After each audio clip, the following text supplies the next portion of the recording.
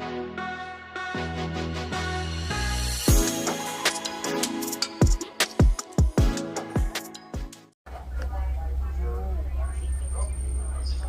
the heck?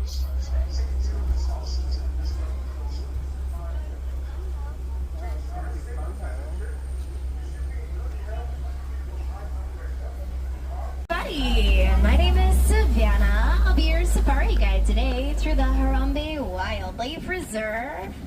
Is this anybody's first safari ever? Raise your hand high in the air for your very first. Hi, welcome aboard. And welcome back, everybody else. A few quick safety reminders. Just remember to stay seated with your hands, arms, feet, legs, all that good stuff inside the truck at all times. Our very first stop here today is in the Little Itiri Forest. Home to nature's shyest creatures. They do tend to like to camouflage, so keep an eye out. If you look to the right, across the little watering hole back here, you're going to see a tree that's surrounded by a bunch of bushes in that right corner. There's an okapi hiding behind that tree back there. It's a little hard to see, but when we pull up, you might be able to see it a bit better. But in that back right corner, there is an okapi. The okapi does have zebra pants on, but it is related to the giraffe for its facial structure and long prehensile tongue. On your left, you're going to see a black and white bird at the top of the hill. That is a saddle-billed stork. Believe it or not, when saddle-billed storks stand all the way up, they can stand about 5 feet tall, with a wingspan of 9 feet in length. And that is the width of our truck, to give you a good idea. So all of the animals around here are a lot larger than they look. We are pretty high up right now, just in the truck itself. And then the animals are sometimes a little further away than they seem. So keep that in mind. They are all larger than they look. Alright, up ahead of us here, I do see some antelope coming up on your right. So if you look out in the distance behind the bushes back there, there are orange antelope called bongos. Those bongos are known as the ghost of the forest because they are pretty good at hiding. You can also see some tan antelope there too. Those are called greater kudu. And the ones that we're seeing there are females. I can tell because they don't have any horns. Just the males are going to have the big spiraled horns that'll grow to 6 feet long. Yeah, a little hard to miss. They're also one of the tallest antelope species. Greater kudu are going to stand about 5 feet tall at their shoulder. So again, like I said, they are larger than they look. Alright, next we're going to be heading out of Little Itiri Forest and into the Safi River. So in the Safi River, we'll have to keep a close eye on the water. See what we might spot just beneath the water's surface. So I do see quite a few birds coming up. But if you look, yeah, there are quite a few birds down below here. The larger white birds on the island, those are the African ones. They're called pink-backed pelicans. Pink-backed pelicans get their name from the pinkish coloration that they get during mating season. Sort of like they're blushing. Now there are quite a few other birds around here that I am not going to talk about, and that's just because they are not African. They are freeloaders. Yeah, they're just here for the free food. Alrighty, we're keeping an eye on the river here. We're going to see if we can spot any hippos. I do think I already see one all the way up ahead of us over here. We'll go try to take a closer look. All the way up ahead in this corner, we are going to see a hippo just hanging out sleeping in the water over here. So hippos, they're going to stay in the water like this pretty much all day long.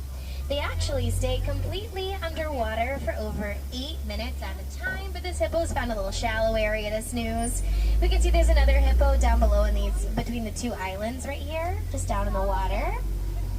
So yeah, like I said, they will stay in the water all day long. Make sure your babies are sitting all the way down back there. Alright guys, make sure babies are sitting down. Alright, very nice to see all these hippos. You can see the ones swimming by the waterfall over here too. Yeah, they stay in the water to keep from overheating. And they'll sleep all day in the water since they are nocturnal. Down below on your left, you can see crocodiles here too. A couple of them you can see are out of the water back there. So the Nile crocodile will grow to be about 16 feet in length. And they're going to weigh over 500 pounds.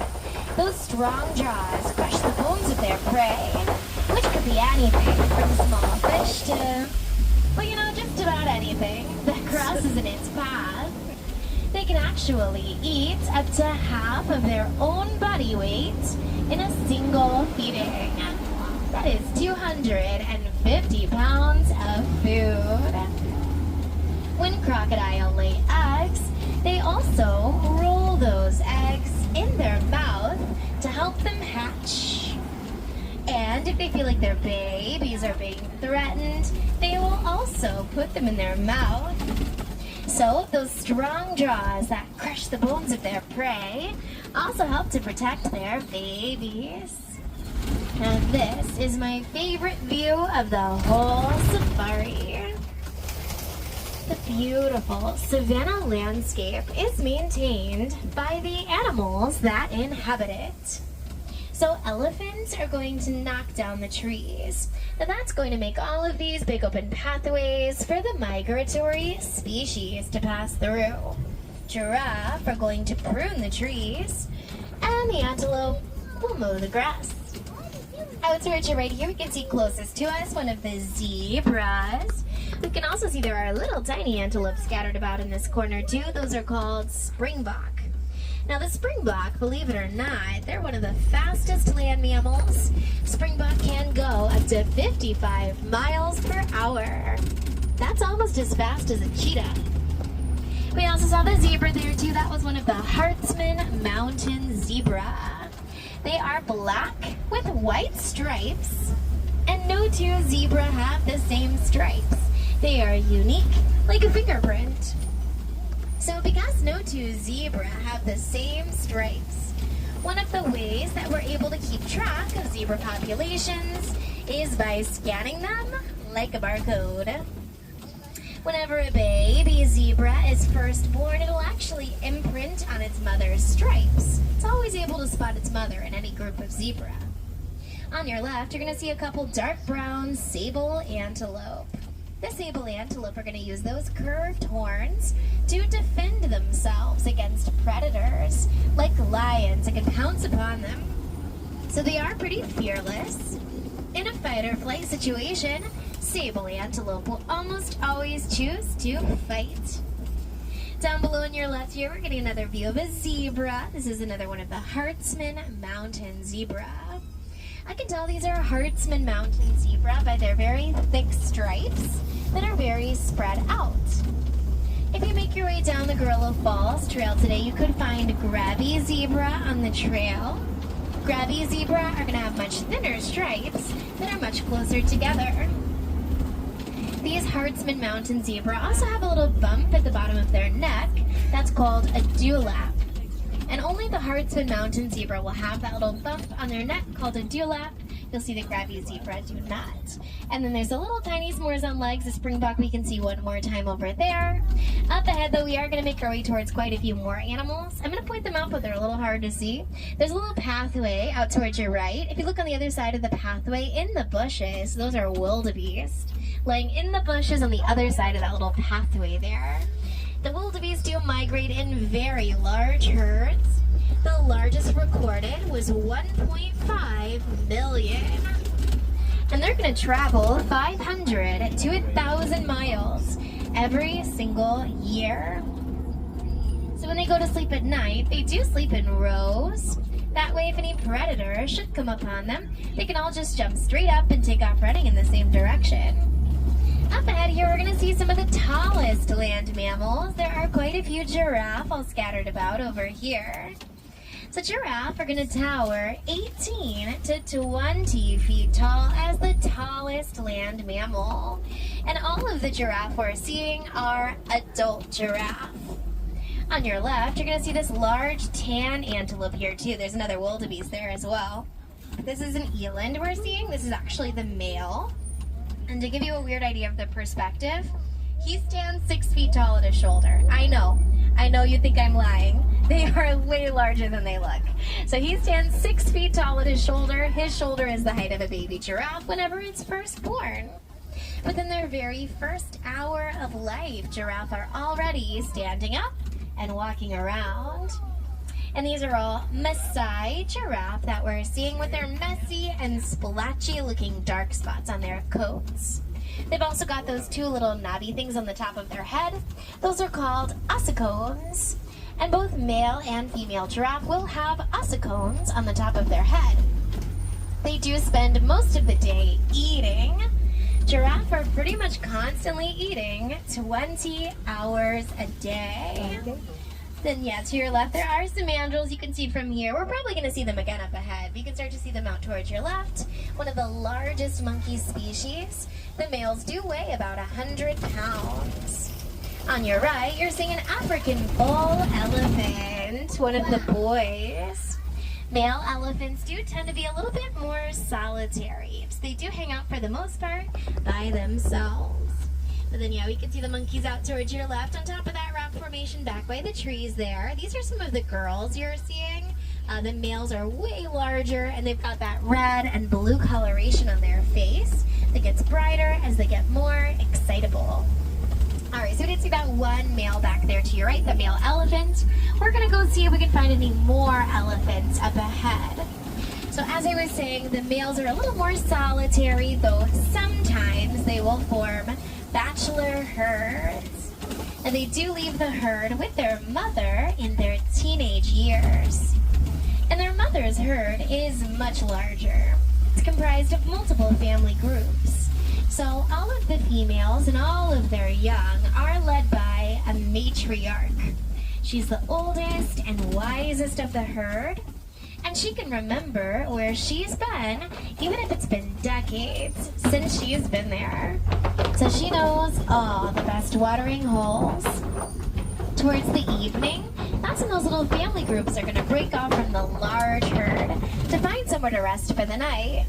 And then they all return together the next morning and they continue their migration. On your left and right, here we are passing by these red clay walls. And elephants actually eat this red clay.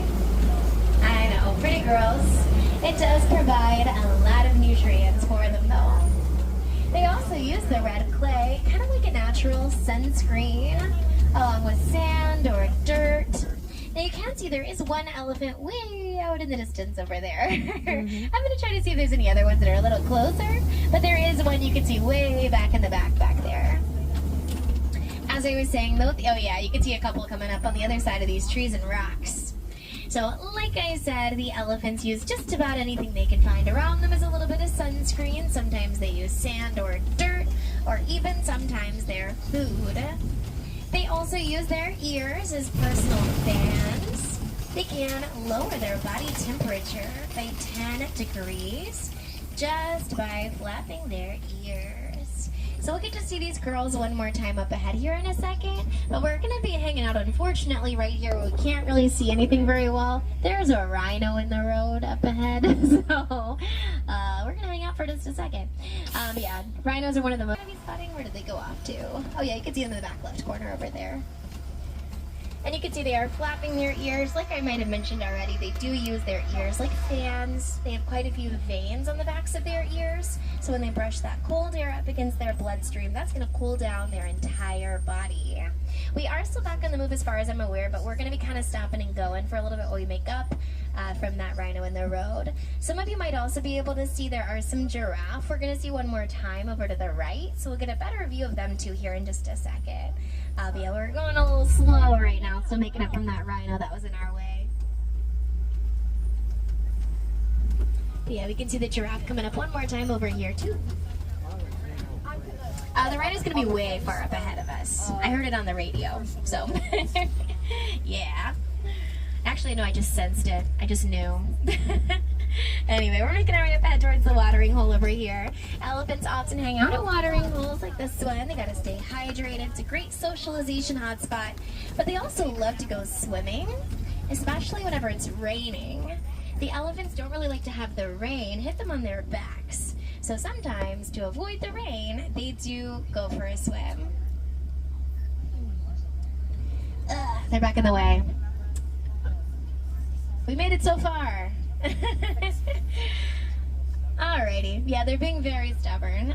So when I pull forward here in a little bit, you're gonna see the elephants, I think, one more time. Alright, so you can kind of see them a little bit closer over here, just out towards your left. Yeah, some of the girls we're seeing here. Like I said, just a little family group out towards your left. And then up ahead of us, also hanging out at the watering hole right now, we are gonna see some greater flamingo. So greater flamingo, oh, and there's babies here too. You can see on the left side of the island and down in the water. Those gray fluffy ones are babies. So the greater flamingo are the tallest and the lightest pink of the flamingo species. Now they get that pink coloration from the shrimp that they eat. So whenever a baby is born, it's actually going to be gray and fluffy. After about a year and a half of eating the brine shrimp, that is when they get their pink coloration. And my friends, these flamingos are actually not white. They do look like they could be though, but they're very light pink. So if you make your way into Discovery Island, there's another type of flamingo called the lesser flamingo. And the lesser flamingo's got a little bit more of a vibrant pink color. So you might be remembering those more vibrant pink flamingos. But yeah, these ones are the lightest of all of the flamingo species. Whenever you see the flamingos all together in a group like that, they are called a flamboyance. It is a flamboyance of flamingos. Alrighty, let's see here. So like I was saying, very nice view of all those animals back there. We're going to continue on through the savanna up ahead. And as I mentioned, we might spot some rhinos around here. We'll have to keep an eye out for them. There's a pretty big mud wallow on your left. The rhinos actually love to roll around in that mud. Coats them in it kind of like a natural sunscreen, but they also use it to protect themselves from bugs like ticks. And it is nice to have a little mud bath, a little spa day every once in a while. So we'll see if we can spot them. Okay, so I do see the rhinos coming up on your right. Those are the troublemakers. There's also an ostrich you can see down there too. So the rhinos we're seeing here are white rhino, though you might be able to tell they're actually gray. They get their name from the Afrikaans word, weit. That means wide, not white, for their wide set jaw. The ostrich we saw down there, of course, the ostrich is the largest bird in the world. They can't fly though. Ostrich do use their wings to change direction while running. An ostrich can run over 35 miles per hour. Up ahead of us here, we're going to see some cheetah coming up. So speaking of fast animals, to your left there is a cheetah all the way in that left corner, kind of facing away from us and beside that tree there. So a big area on your left, all the way into the left corner, behind those trees facing away from us. Now cheetah, of course, they are the fastest land mammal. They can run up to 60 miles per hour in under 3 seconds. They can't sustain that speed for long though. Cheetah actually get tired pretty quickly, and it takes them about 20 minutes of panting like a puppy dog to cool off after running that fast. I see a couple more up ahead of us. So in this big area to your left, all the way into the right corner up ahead, you can see those 2 cheetah hanging out in the corner there too. So cheetah also have little black teardrop marks under their eyes, and those are going to work like natural sunglasses. So they'll reflect the sun's rays, and then that makes it a little bit easier for cheetah to spot their prey. Up ahead of us though, we're making our way now towards some Kopi Rocks. Now the Kopi Rocks are home to a bit of a bigger cat, the lion. And I do already see him, so up ahead on the tip of the rock over here, laying down having a snooze, that is that male lion. Lions are nocturnal, they'll be sleeping pretty much all day long. Lions sleep about 16 to 20 hours a day. So really, all day long. And the reason that lions sleep so much is because during the day, they've got the same eyesight as us. At night, their eyesight gets 6 times stronger. So at night is when they're going to hunt, and it is primarily the lionesses that will hunt. On your right, you're going to see more rhinos and more ostrich, but Hakuna Matata, we're going to see them all again in just a second. But yeah, very nice view of that lion having a little snooze right there. So as I was saying, the lionesses, the females will primarily be the ones that will hunt, and I do see her She's in between the trees right there, laying to the right of him, but in between those trees. So she looks a bit like a rock herself, but that is a lioness right between those trees there. So they'll be sleeping so much all day long. Lions are only actually awake for about 3 years of their life. Isn't that crazy? What a life. I'm a little jealous. Just a little bit. Ooh, to the left I see some warthogs. They're a bit tricky to see though, so bear with me. To your left there are 2 trees in the middle. If you look behind the tree on the left, there are 3 gray furry rocks. Those are warthogs in that back left corner. Warthogs come from the same family as the domesticated pig. And they do have a razor-sharp tusk they will bear when they feel threatened. And then they back themselves into burrows. On the right, we can see a couple rhinos over here. Those are the same white rhino we saw before. And the ostrich have followed us over this way as well. So we can see a couple of the ostrich again. Now these 3 ostrich you're seeing, yeah, the rhinos are now coming over this way. Those ostrich you're seeing are female ostrich. I can tell by their gray-brown feathers. Male ostrich will have dark black feathers.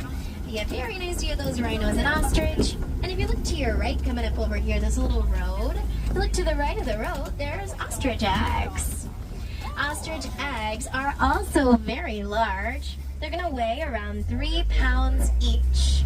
For reference, an ostrich weighs about 400 pounds. Ostrich eggs are also very tough. A human can stand on an ostrich egg and it won't break. Pretty crazy. Alright, we're making our way now up ahead towards the warden's post, which is currently overrun by quite a few goats. So these are Nigerian dwarf goats that we're going to be spotting. So these little guys, they are domesticated. The villagers of Harambe can rely on them and sell their milk and their cheese instead of relying on the wildlife as a source of income. So they are really helping out all of the endangered animals that we saw. They're also great for the land here at the Warden's Post. They eat a lot of the plants that most animals won't, like weeds. Alright, my friends, and with that, we are at the end of our safari here today. But whenever you go back home, even you can be a conservationist by reducing, reusing, recycling, preferably in that order. You could also recycle your old electronics, like I mentioned. Again, in the production of your electronics is that ore coltan that's mined in elephant habitats. So if you recycle your old electronics, you're helping to save the elephants. As you exit out of here today and you head back into the village and the rest of the park, you could also stop at any quick service, food, or merchandise location and make a donation to Disney's Conservation Fund. Disney will match dollar for dollar whatever you choose to donate. And it all goes straight to saving these beautiful animals all around the world. And you get a pretty cool button out of it too.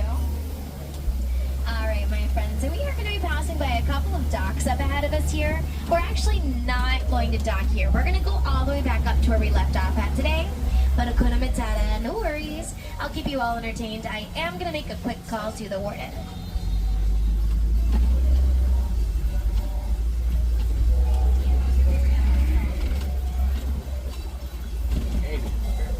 Alright, as I was saying, we're making our way all the way back up to where we left off at today.